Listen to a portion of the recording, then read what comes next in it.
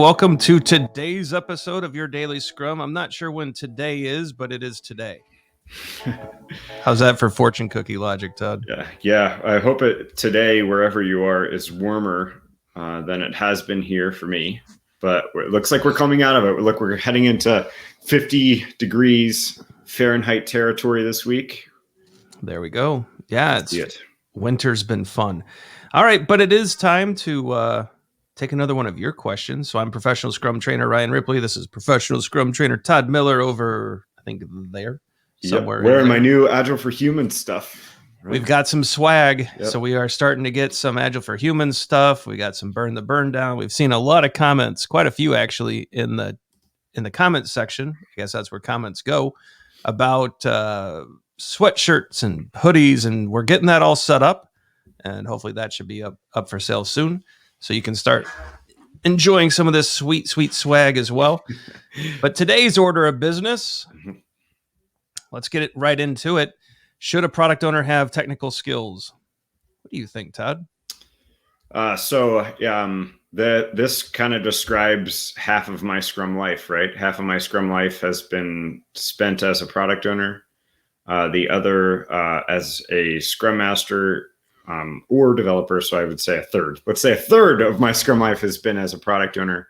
And I'm a technical product owner. And so I think there are good and bads to both of these. I think that there's some positives to being a technical product owner. I also think there's some negatives that I've myself have fallen into a few traps. So maybe that's where we take this direction, the positive and the negatives, because the answer is it depends, right? Oh, yeah, definitely. I think some pros of this. Well, what are some pros that you think would be? Yes, let's do it. We're going to do a pro-con list. A pro-con list. Yeah. So a pro is that you, as a technical product owner, you certainly can build the bridge between non-technical folks that you're talking with all the time and the team doing the work, right? The developers doing the work. So I find it real easy for me to translate tech stuff into non-tech language, right? Now that's a learned skill. That's something that I had to get better at over time. But I find that that's something that you can do. And I would, in addition to this one, say that I could also comprehend the cost of ownership of an application, right? So like just a difference there is like, are we going to deploy it on-prem or are we going to pay for Azure or AWS or something like that? So I think those kind of go hand in hand. Maybe those are really two different, but yeah, keeping up with technology changes, total cost of ownership, and being able to translate technical message. Pretty good pros. Well, and I think another pro that I would put up here is, the technical debt discussion, right, is going to be a lot easier. As you mentioned, total cost of ownership, and all of those things. Well, those things will typically be easier, right? Mm-hmm. And so instead of arguing over what tech debt is doing, I think a technical product owner realizes that as they make shortcuts, it's going to impede future delivery. And I think those discussions are easier. What are some of the cons, though? I could not help myself. I wanted to be involved in technical discussions. I legitimately had to have a Scrum Master come and approach me and tell me that it's not my job. They were like, Todd, we get it, you're technical. Wouldn't your time be better off spent with customers and understanding what stakeholders' thoughts are? And I'm like, yes, but I like the technical stuff. So yeah. I think that was certainly something I had to be cognizant of. Definitely too involved in the tech. Could start dictating architecture. Mm-hmm. Mm-hmm. So I don't know about you, but when I was kind of in this middle zone, I thought that I still had tech skills. Mm-hmm. And I would go, oh, this is how the database should be set up, or this is how we should be creating these back in so long ago, enterprise Java beans or whatever tech that I ended my career with. And people would just look at me funny, like, dude, they haven't used those in like 5 years. Like that whole like EJBs were just a failure. Like, what are you talking about? But that temptation to dictate architecture or to, the patterns that I would recommend today would look monolithic compared to the microservices and things being developed instead, right? So that's a huge risk. What's another con that we could run into?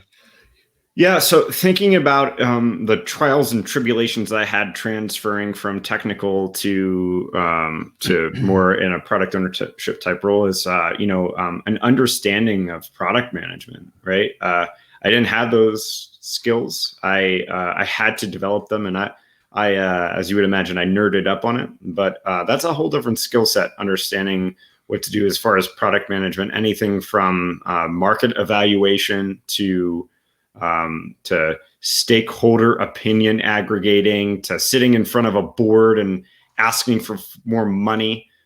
Those aren't things that you're expected to do when you're technical. And so if you're a technical product owner, you have to translate and learn new skills. So that can be difficult, right? Yeah, so I think there's pros and cons here. Like, unfortunately, we're not going to give a definitive answer of should a product owner have technical skills or not. I've seen situations where an organization is building a platform where having a technical product owner was really helpful. I've also seen other situations where having a technical product owner was an impediment. That, just like Todd was saying, a Scrum Master had to pull me aside once and say, if you want to be involved in the technical discussions, put away your PO hat and grab a keyboard, right? Mm-hmm. And those are tough lessons too. But we don't want to leave you with it depends. If we think about modern day examples, someone who comes immediately to mind is Helen Greer at iRobot. Brilliant engineer, product owner, CEO of a company, and has led to great things. Elon Musk is another, kind of put aside some of the Twitter stuff going on right now, but another technical leader in an organization. Of course, we had Bill Gates, who was, who wrote the original versions of DOS and Windows, and then led that organization for a number of years. On the flip side, we had Steve Jobs, who was not necessarily technical, but understood user interface and design, and did a brilliant job with taking over the phone market. So there's examples of both, and I think your context is going to be really critical in making this final call. Yeah, and ultimately, whether you're technical or non-technical product owner, you need to develop some acumen in areas where you may be uncomfortable. If you're not technical, you should probably dive in and understand a little bit. If you're technical, you need to explore the world of agile product management. And so I think that applies really no matter what your accountability is. So we leave it at that. Yeah, so thank you for the question. We love the fact that you're leaving questions in the comments. Keep leaving them, because somewhere down in here, if you leave that question, it's likely to turn into a video down the road. Thank you for being here. Thank you for listening. Be sure to smash that subscribe and like. Right, Todd? Smash that subscribe button. Do it. Hit the bell. Check out the socials. It's at Agile for Humans on most platforms. When you subscribe and hit that bell, it makes sure that you know when we drop the next version, the next edition of your daily Scrum. You don't want to miss any of these. If you look at below, you should see some upcoming videos and some other content as well. We hope today's video helped. If not, well, maybe tomorrow. We'll see you then. See you.